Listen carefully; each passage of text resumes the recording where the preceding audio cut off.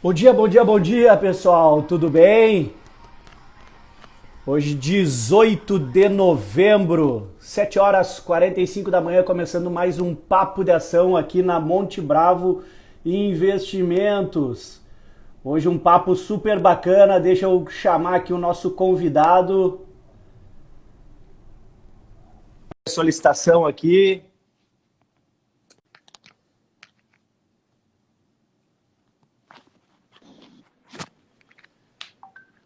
Bom dia, Luiz. Opa, Madruga, tudo bem? Bom dia, Tudo bom? Tudo certo? tudo jóia. Deixa eu arrumar aqui a minha câmera um segundinho. E aí, prazer estar falando contigo, Luiz Felipe. Prazer é meu, prazer é meu. Obrigado pelo Maravilha. convite aí. Pô, que uma grande honra, na verdade, para a gente poder bater um papo com vocês, ainda mais uma gestora bastante voltada para o mercado de renda variável, Bolsa de Valores, né, Luiz? É isso aí. Primeiramente, queria que tu, em rápidas palavras, falasse para a gente quem é o Luiz Felipe da Ectas. Tá jóia. Bom, o Luiz Felipe é um pai de família, 48 anos, que está no mercado, é um engenheiro de formação, que está no mercado desde os anos, meio dos anos 90. Entrei no mercado, enfim, primeiro trabalhando em consultoria, com empresas, depois como analista de ações lá naquele período pós-Plano Real. Acabei indo para os Estados Unidos depois estudar finanças na Universidade de Chicago, fiz meu MBA lá, trabalhei um tempo depois disso nos Estados Unidos, e quando eu voltei num banco de investimento, quando eu voltei para o Brasil em 2003, eu montei a Equitas e sou sócio fundador da Equitas, responsável pela gestão dos fundos da empresa, que são todos focados em renda variável. Na verdade, é uma estratégia de posicionamento de médio e longo prazo em ações de companhias brasileiras. Boa, maravilha. Luiz, hoje a gente passou alguns temas aqui para a gente conversar rapidamente, né? E muito se fala hoje no mercado sobre assimetria do mercado e das ações, né? E aí se tu pudesse explicar a visão de vocês assim para quem está nos acompanhando, o que é assimetria? O que significa isso no mercado de bolsa de valores que a gente escuta falar muito, mas eu acho que fica o conceito um pouco obscuro para a gente, né? Tá, não, a simetria basicamente você ter dois lados diferentes, né, de uma mesma coisa. Então, no caso de investimentos, quer dizer você ter mais para ganhar do que para perder, ou mais para perder do que ganhar, né? Então, tem uma simetria positiva, no caso, quando você pode ganhar mais do que você tem para perder, e negativa quando é o contrário, né? A gente acaba usando isso para renda variável, no final das contas, porque em termos genéricos, né, você tem uma exposição a uma ação, uma participação numa companhia através de ações, você tem aí, limitado quanto você pode perder, né, o quanto você investiu naquela ação, mas você pode ganhar várias vezes o que você investiu, né? Então ele é assimétrico, né? Tem mais para ganhar do que para perder. O contrário, por exemplo, se você investir num título de renda fixa emitido pela empresa, por exemplo, uma empresa muito segura, enfim, o AAA vai emitir uma debenture, um corporate bond, e você tem ali um ganho que é dado já, né? E você tem bastante para perder. Então, assim, no caso da simetria negativa, quando tudo dá certo, você sabe quanto você vai ganhar, que é limitado, e se as coisas dão errado, você pode perder muito. Então, são exemplos aqui como é que isso se aplica no mercado financeiro. No auge da pandemia, quando o mercado veio lá nos seus 60 abaixo dos 70 mil pontos, lá 65 mil pontos, dá para a gente dizer que a assimetria de tu ganhar com o mercado de renda variável ela era muito maior do que continuar perdendo. Basicamente é isso, né, Luiz? Você pode aplicar esse conceito para uma avaliação do mercado como um todo ou para ações individuais, né?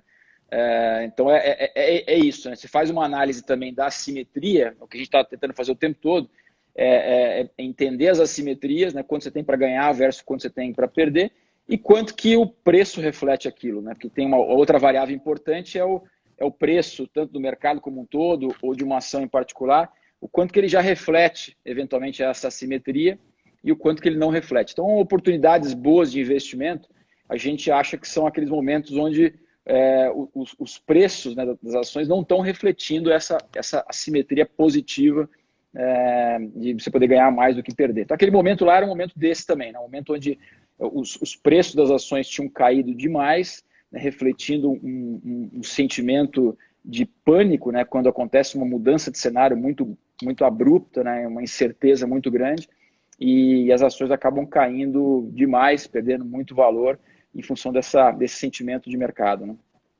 Boa. A carta de vocês, da gestora agora do mês de novembro, está muito boa. Parabéns para toda a equipe aí, está muito esclarecedora, muito legal mesmo, Obrigado. tá, Luiz? E tem um conceito ali que também está sendo falado bastante no mercado, que são os investimentos em empresas de crescimento e empresas de valor. E vocês falam isso sobre a carta. Tu pode comentar para a gente aqui o que seriam esses conceitos, basicamente? Tá, tem assim, as empresas, né, elas têm características diferentes, né, entre elas e as ações acabam refletindo isso. Então, tem empresas que, por exemplo, são altas geradoras de caixa, pagadoras de dividendo, mas que já tem uma posição de mercado bem estabelecida, no mercado que cresce pouco. Então, elas oferecem pouca perspectiva de crescimento futuro, né, de tanto de receita quanto de lucro, e são pagadoras de dividendos. E no outro extremo, você tem aquelas empresas que estão ainda se desenvolvendo, ainda crescendo muito, com uma perspectiva de crescimento muito forte, e que oferecem daí a expectativa de lá na frente, né, daqui a alguns anos, você ter um crescimento de lucro muito forte. Então são essas de crescimento, né, essas que oferecem perspectiva de crescimento, são as empresas de crescimento, óbvio, e as outras, né, as que acabam não tendo tanto crescimento, geração de caixa, são muitas vezes vistas como empresas de valor, né? A gente chama ações de valor, porque normalmente elas acabam tendo múltiplos, né? Quando você avalia uma ação em relação ao lucro que ela gera, né? Tem um múltiplo aqui, 10 vezes lucro, 20 vezes lucro. As ações de empresas que crescem pouco têm múltiplos mais baixos. Então, são vistas geralmente, simplificando bem, né? Como ações de valor versus, no outro caso, empresas de crescimento. E aí é a questão de... o que eu estou colocando na carta ali, né, mostrando uma situação que a gente está vivendo agora, em que com a combinação de transformação de tecnologia, né, o que está acontecendo e as empresas tendo avenidas de crescimento que não tinham antes em função de tudo que está acontecendo no lado de transformação digital. E, por outro lado, uma queda de taxa de juros, né, que incentiva o investidor a buscar mais risco, porque ele não tem alternativa mais da renda fixa.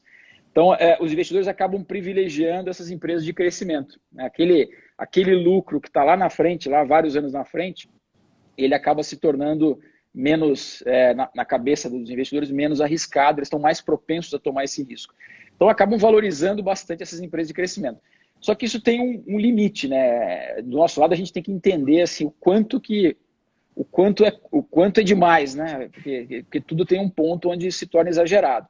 E o que a gente mostra na carta ali, que a situação que a gente está vivendo agora, depois de pandemia, a diferença de valorização, de preço das ações de crescimento em relação às ações de valor, ela está num ponto extremado. Assim, quando você olha para várias métricas, talvez esteja no ponto mais distante na história. Né? Então, eu até cito um estudinho que foi feito por uma gestora americana, que foi publicado umas 3 semanas no Financial Times, que faz uma análise de 200 anos, um histórico super longo, e ele chegou à conclusão que essa diferença realmente nunca foi tão grande. Né? Os investidores, traduzindo, nunca tiveram tão dispostos a pagar tanto pelas ações de crescimento em relação às ações de valor.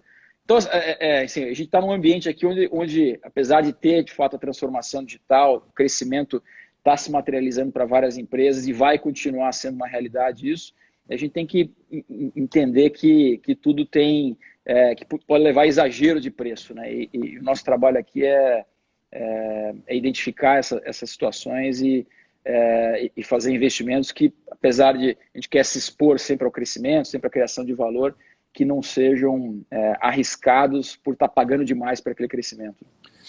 E na carta é muito bacana, eu achei sensacional, porque diz ali, né, que historicamente as empresas de crescimento negociam 4 vezes são mais valorizados que as empresas de valor, né? E que nesse patamar agora elas estão 12 vezes de valorização acima das empresas de valor.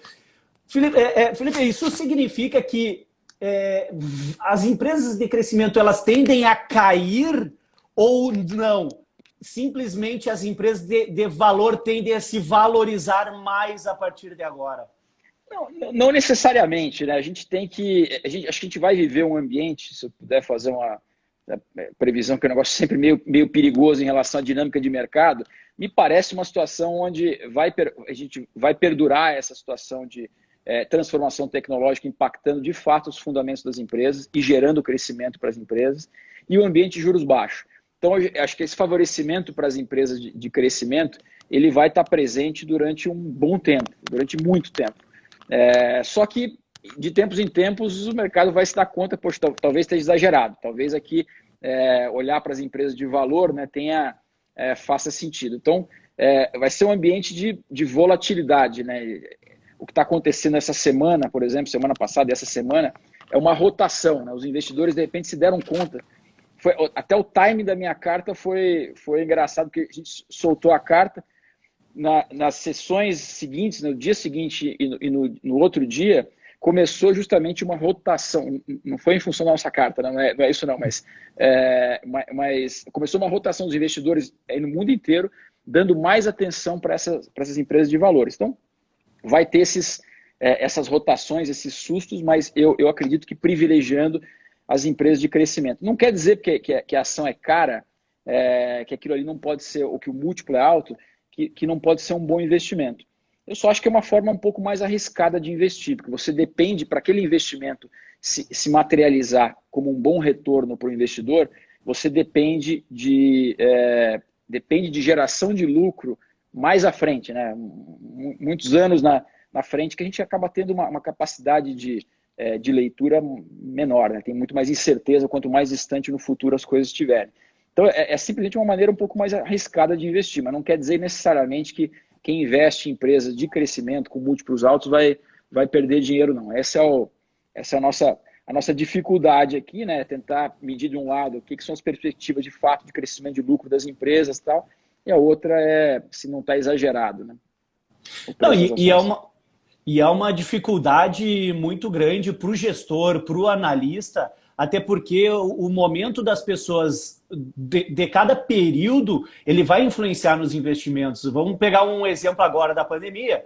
Todo mundo de home office, todo mundo em casa, aí tu pega as empresas de tecnologia, elas vão se beneficiar porque a gente está utilizando cada vez mais a questão da tecnologia, e aí alguns outros investimentos ficam de fora. E aí vocês citam aquela questão do investidor de momento, né, Luiz? Que é o que aconteceu muita gente falando assim, o investidor pessoa física deu uma aula nesse momento de pandemia porque entrou fortíssimo aí no mercado de bolsa de valores. Como que é essa visão de vocês nesse sentido? Tem mesmo esse investidor de momento e daqui a pouco ele está saindo do mercado e volta tudo ao que era, entre aspas, o velho normal?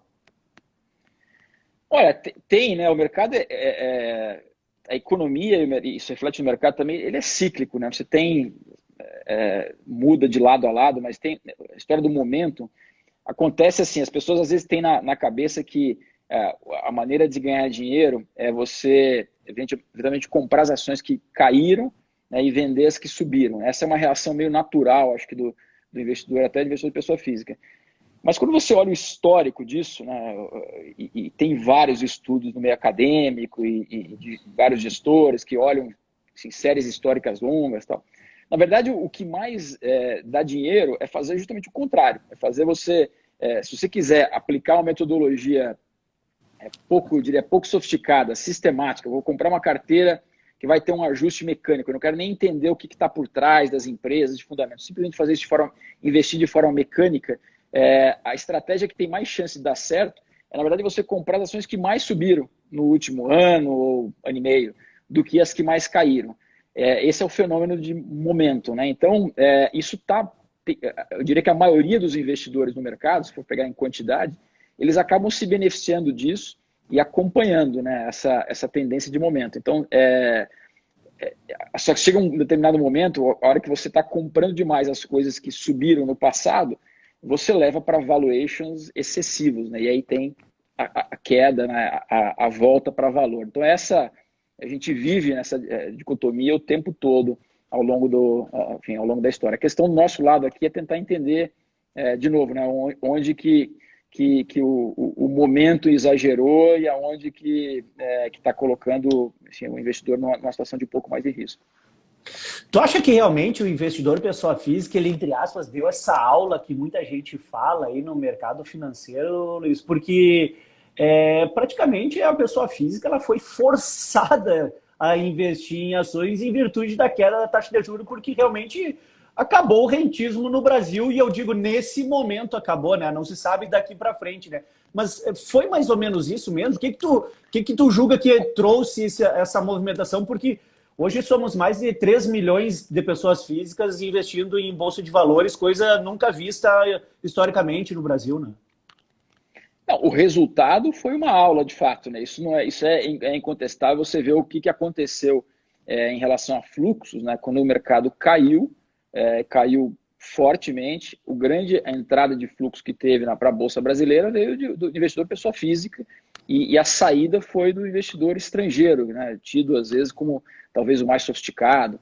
Então, de fato, isso foi o que aconteceu. As razões que levaram a isso, se teve gente que fez isso de forma consciente, ou que foi empurrado para isso, enfim, é mais difícil ter essa leitura. Mas é óbvio que tem aqui uma situação que a gente está vivendo diferente no Brasil, né? Eu até fiz, acho que a apresentação para vocês no ano passado, que eu falava que o tema, né, no Brasil a gente estava vivendo um momento que a gente chamava de momento TINA da renda variável. O TINA quer dizer, there is no alternative. Né? No final das contas, chegou a um ponto em que, em função da queda de taxa de juros, né, que ficou aqui no Brasil num patamar altíssimo durante mais de 2 décadas, o investidor aqui no Brasil não tinha muito o que fazer escolhas. Né? Ele tinha tudo que ele podia querer ter no investimento vinculado ao CDI. Ele tinha liquidez, ele tinha uma segurança e tinha retorno alto com isso.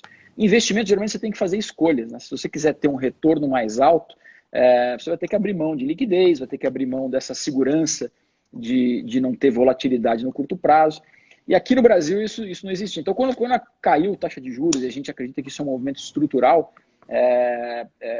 os investidores foram meio forçados a ter que olhar para bolsa, para investimentos em renda variável, como alternativa para ter retorno no longo prazo. Então, isso era uma realidade que estava acontecendo antes da pandemia e que só se tornou mais forte com a pandemia, porque os juros caíram mais ainda, né, depois da pandemia. E teve também um pouco de elemento aqui, a gente viu lá fora isso acontecer bastante, as pessoas físicas lá fora também, nos Estados Unidos, uma participação muito grande de investidor pessoa física no momento ali da crise, até gente com um perfil de trading, né, o cara que fica em casa, que estava meio sem condição de ir para o trabalho, teve muita gente que achou uma atividade nova aqui de trading, né? Isso foi também uma parte aqui, não sei dizer exatamente quanto, mas uma parte das pessoas que estavam olhando aí com interesse diferenciado para a renda variável em função desse momento. E aí isso trouxe um impacto forte na transformação das empresas aí, que é essa parte digital, né, Luiz? Todo mundo teve que meio que se adaptar ou começar a desenvolver ou acelerar projetos para desenvolver essa parte digital. A gente tem exemplo de algumas construtoras trazendo aplicativos para comprar imóvel, tudo via aplicativo, por exemplo, porque não tinha como sair e precisava continuar rodando.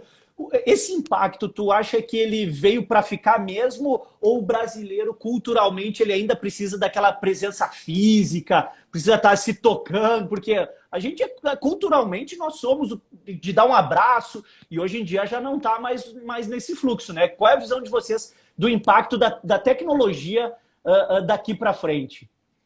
Ele é enorme, né? A gente está vivendo uma fase em que algumas coisas aconteceram meio que ao mesmo tempo, que transformam a maneira como as empresas operam e abre espaço para esse negócio chamado de transformação digital. Né? Uma das coisas relevantes é as empresas terem capacidade de processamento quase que ilimitado com um negócio de processamento em nuvem. Né? Até pouco tempo atrás, as grandes empresas que tinham que processar muitos dados, né, ou fazer transações com clientes, bases grandes de clientes, tinham que montar sua própria infraestrutura de sistemas, né? E isso era uma barreira de entrada para alguns, né?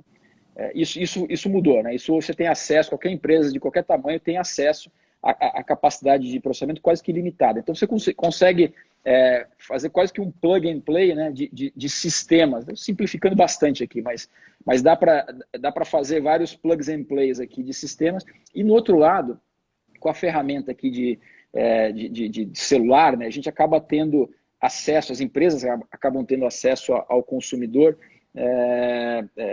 de uma maneira muito mais capilarizada e conseguem coletar muita informação de hábito de consumo do consumidor. Quem consegue entender esses hábitos de consumo, receber essas informações, entender o hábito de consumo e oferecer serviços e produtos, né, a partir desse entendimento, acaba conseguindo um diferencial grande, né? Então, é isso que a gente está vivendo agora, e as empresas que já estavam nessa jornada de transformar seus negócios, usar mais o digital, estavam já se beneficiando bastante. O e-commerce é uma coisa bem emblemática, né, que vem se desenvolvendo, ganhando participação no mercado de varejo como um todo já há vários anos. E o que a pandemia fez foi jogar um holofote enorme sobre essa questão, porque a maneira física de transacionar, até no varejo, né, como foi impedida em função de quarentena, dos lockdowns, as pessoas tiveram que ser forçadas a testar as alternativas de digital, e as empresas que não estavam avançadas, que não estavam olhando para isso com um devido cuidado, tiveram que se adaptar rapidamente. Então, a pandemia veio aqui para não só acelerar uma tendência, mas também jogar um holofote para a importância de você ter uma operação digital que consiga entender seu cliente, chegar no seu cliente, desenvolver o canal digital de contato com o cliente. Agora, isso não é para achar que a gente vai transacionar 100% em celular, não é isso, né? Isso que você comentou, o ser humano tem uma necessidade aqui de contato humano, nós somos bichos sociais, né? Então, quem conseguir alinhar isso, né, você empoderar pessoas, né, que conhecem seus consumidores, seus clientes muito bem, com ferramentas aí digitais que permitam elas venderem produtos ou serviços de uma maneira mais focada, mais eficaz, mais produtiva, acho que isso é um modelo mais vencedor, né? Boa. Luiz, terminado a temporada de balanço agora do terceiro trimestre, aí, muito resultado realmente bem acima da expectativa que o mercado aguardava, né? Qual é a visão da gestora da Équitas daqui para frente? Agora, hoje é dia 18 de novembro, daqui para frente, essa entrada de fluxo estrangeiro, nosso mercado aí rompendo os 105 mil pontos e hoje já até o mercado global basicamente está positivo. Qual é a visão de vocês daqui em diante? A visão é que a gente está numa fase agora de recuperação, né?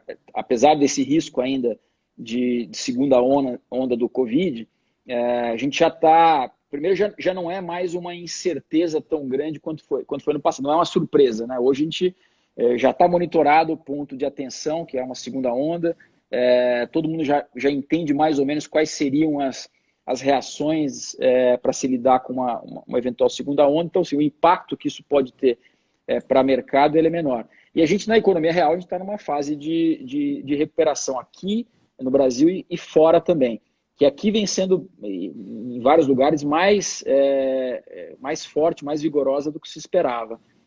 Então, e foi dado um estímulo monetário e fiscal em vários países muito grande para realmente para o ciclo pegar no tranco, né? Ter uma atividade ganhar força de uma maneira mais rápida. Isso deve acontecer. O estímulo monetário com redução de taxa de juros deve estimular também fluxo de capitais para mercados emergentes, que é o que está acontecendo esse mês, né? A gente está vendo entrada forte de dinheiro estrangeiro na Bolsa Brasileira. Isso não quer dizer que a gente... Não é um voto de confiança necessariamente ao Brasil, mas é uma tendência global, né, de dinheiro indo para mercados emergentes. Então esse é o pano de fundo, vamos dizer assim. Mas a gente tem aqui uma situação interna que tem que ser tratada, né? A gente está numa situação de risco fiscal bem maior do que estava no começo da pandemia. Então, assim, na minha leitura, a gente voltou para a situação parecida com o que tinha lá no começo de 2016, que depois de um período muito longo de deterioração de trajetória fiscal, a gente precisava embarcar numa trajetória de reformas, né, de dar previsibilidade para a trajetória de dívida no país. E a gente voltou para essa situação, porque teve um salto de endividamento enorme em função de todos os estímulos que foram dados pelo governo. Isso tem que ser tratado, né? Hoje o mercado não está prestando... Está prestando atenção, mas não está, eu diria, com tanto medo desse desequilíbrio, né? Em função do entendimento de que a gente tem uma pauta aqui, pauta política que está meio congestionada em função da eleição municipal. Mas passada a eleição municipal, vai voltar a atenção de novo para Brasília, o que avança e o que não avança em termos de reforma para dar previsibilidade para o investidor. Então, são essas duas dinâmicas que estão acontecendo. O pano de fundo é um pano de fundo de recuperação, mais positivo pela entrada de dinheiro de fora, e aqui a gente tem um ponto de atenção local, tratado dos nossos problemas internos fiscais. E eu gosto sempre de mencionar, Luiz, que hoje a nossa taxa de juros é 2% e acabou o rentismo, mas a gente está vendo uma inflação aí, dando um spikezinho aí, dá uma acelerada, né? Mas mesmo que o Banco Central, o Copom lá decida em algum momento elevar a nossa taxa de juros, vamos lá, 2,5%, 3%, entre os países emergentes, Índia, Rússia, Turquia, a gente permanece sendo o país emergente com a menor taxa de juros, o que continua beneficiando o mercado de bolsa de valores de renda variável. E aí, sendo esse cenário realmente acontecendo, vocês citam na carta também alguns cavalos que a gente fala ali dos fundos, ali, algumas empresas, né? Conta um pouquinho pra gente ali as escolhas, entre aspas, eu não gosto muito dessa palavra, mas entre as apostas de vocês aí mais para frente em empresas aí, setores, Luiz. Tá, a gente faz escolhas baseadas em empresas específicas, muito mais do que setores, né? Isso meio como uma maneira de a gente montar nosso portfólio. Então, eu estou olhando muito para tentar entender quais são os diferenciais de cada empresa nos setores que elas atuam, mesmo que sejam setores mais difíceis. Às vezes, a gente tem uma história de muito retorno para o fundo, uma ação que está há 10 anos na carteira, que é uma ação do setor imobiliário. É uma empresa chamada Ezetec, uma construtora aqui de São Paulo, uma incorporadora aqui de São Paulo. É um setor muito ruim, com uma dinâmica assim, de uma barreira de entrada muito baixa, uma competição desenfreada, super cíclico, com conversão de caixa longa, mas é um player que consegue, através de execução, se diferenciar, uma execução primorosa. Então, é esse tipo de situação que a gente está tentando identificar, né? Empresas que, mesmo nos setores difíceis, vão ter, enfim, diferenciais aqui, permitir que eles consigam gerar valor para os acionistas. Agora, olhando isso, a gente tem na carteira tanto empresas que sofreram bastante na crise e que eu classifico ali naquela, como você abriu aqui o nosso bate-papo falando sobre valor versus crescimento, ações que eu vejo muito valor, né, que não estão na moda. Por exemplo, eu tenho posição em shopping center, no Iguatemi.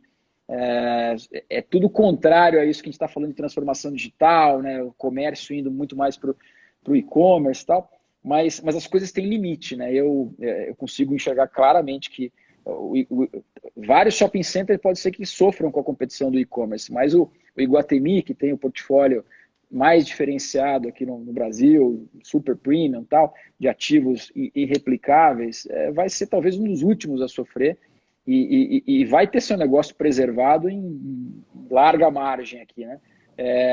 Por outro lado, as ações refletiram uma situação que é uma situação extrema. Então, hoje, ela é negociada em bolsa, né? O valor que se atribui a Iguatemi na bolsa equivale ao valor de terrenos mais tijolos, né? Como se é o valor de reposição, como se não tivesse ali por trás uma empresa capaz de gerar lucros e lucros bastante robustos.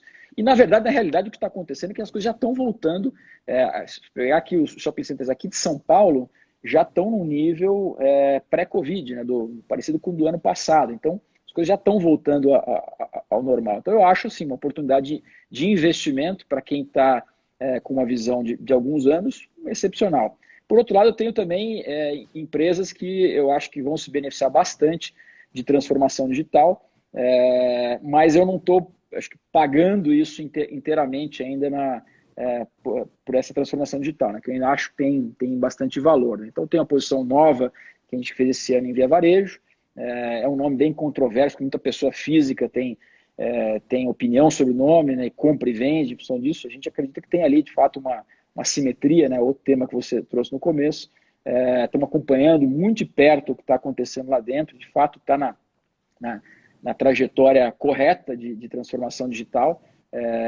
Tem muito para fazer ali ainda, estão muito longe ainda dos players que estão à frente nesse processo de transformação digital, mas a gente acredita que eles têm, continuando nessa trajetória, tem muito para criar de valor ali. A outra é um exemplo que é uma posição que a gente já tinha na carteira e acabou aumentando nesse período de pandemia, que é a BTG, é uma empresa, um banco, enfim, que é um banco completo, que durante muito tempo tinha muitos diferenciais no negócio de atacado de banco e não tinha o seu varejo bem desenvolvido, porque o varejo tinha uma barreira de entrada clássica aqui, que era a rede de agências, né? Com a redução da importância desse canal de distribuição, né, e o desenvolvimento do digital aqui, do mobile, o banco está conseguindo desenvolver as várias frentes de negócio do varejo.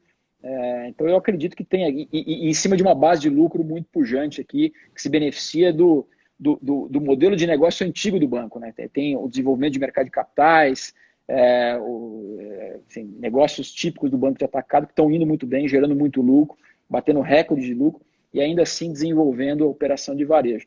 Eu vejo uma trajetória aqui de criação de valor para esse banco durante muitos anos nessa linha.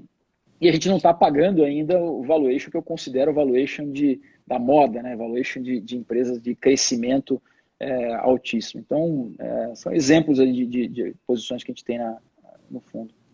E capitalizado porque fez um follow-on há pouco tempo atrás aí, que foi um belo de um sucesso também, né, Luiz? Deixa eu fazer um bate-bola aqui contigo. Ibovespa, basicamente 50% aí com empresas de valor financeiro, petróleo e minério. Tu compra ou tu vende agora? O Ibovespa como um todo, não compro. O Ibovespa tem lá, são uns 35% de commodities mesmo, né, que tem... sempre estão sujeitos aqui à variação do preço da commodity. Então tem Petrobras, que varia também é afetado pelo preço do petróleo, Vale, que é minério de ferro, papel celulose, ali, que são as celulose, mineração, e as empresas de proteína também, que têm os seus ciclos aí, né?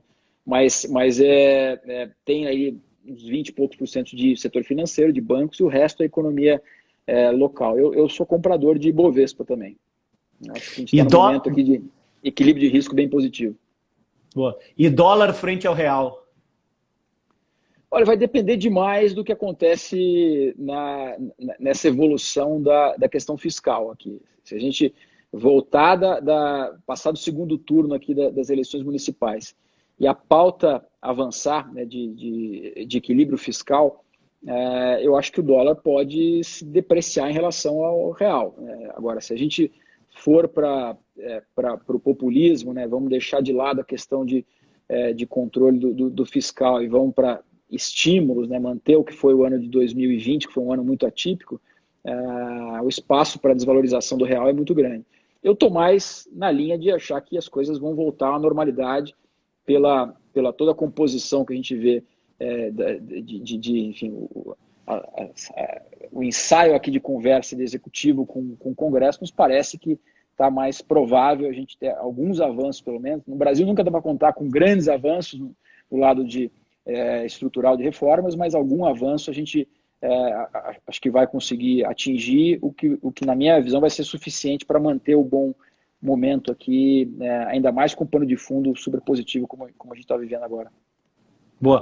Eu vou tomar liberdade até quebrar um pouquinho o nosso protocolo aqui, Luiz, e vou te fazer pergunta da galera que está mandando ali no chatzinho ali. Qual foi a posição de ações ali que mais deu alegria para o fundo na história, que tu lembra aí da gestora aí?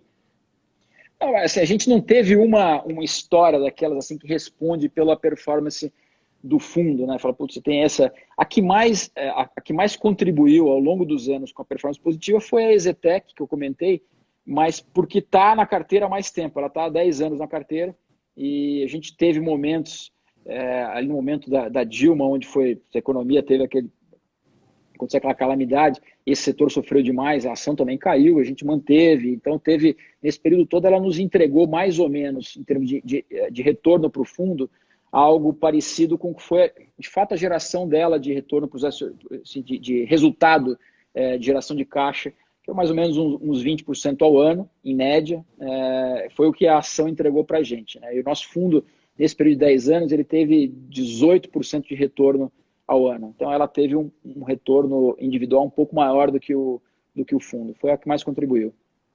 E a turma perguntou aqui também sobre Panvel, se tem posição de Panvel ainda no portfólio, já saiu?